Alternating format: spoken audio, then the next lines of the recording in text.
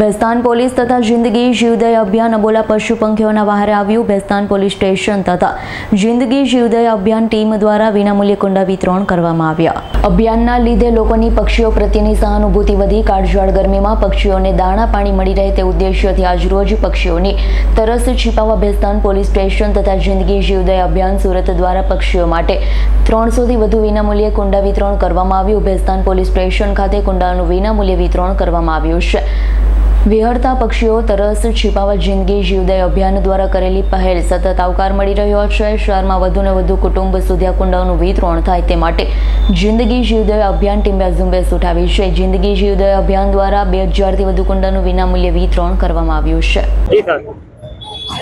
મહેરબાન સીપી સાહેબની સૂચના મુજબ આજ રોજ ભેસ્તાન પોલીસ સ્ટેશન જિંદગી જીવદયા અભિયાન દ્વારા કુંડા વિતરણનો કાર્યક્રમનું આયોજન કરવામાં આવ્યું છે, જેમાં મૂંગા પશુઓ અને પક્ષીઓને લોકો દ્વારા પાણી પીવડાવવામાં આવે એના માટે તમામને સૂચન કરવામાં આવે છે।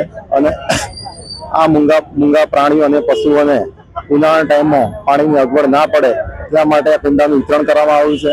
અને આ કુંડા સિવાય પણ તમે તમારી રીતે પણ દરેક પબ્લિક પાણીનું વિતરણ કરે અને પોતાના ધાબા ઉપર, છત ઉપર કે અન્ય કોઈ પણ જગ્યાએ કુંડા મૂકીને મૂંગા પશુઓને પાણી પીવડાવે એ નમ્ર અનુરોધ કરીએ છીએ। કેટલા કુંડાનું વિતરણ કરવામાં આવ્યું હતું? આશરે 300 જેવા કુંડાનું વિતરણ કરવામાં આવ્યું છે।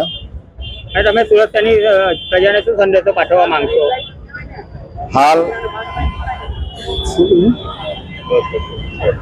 Bureau report S9 news Surat. અમારી તમામ માહિતીથી અપડેટ રહેવા માટે જોડાયેલા રહો S9 ન્યૂઝ સાથે।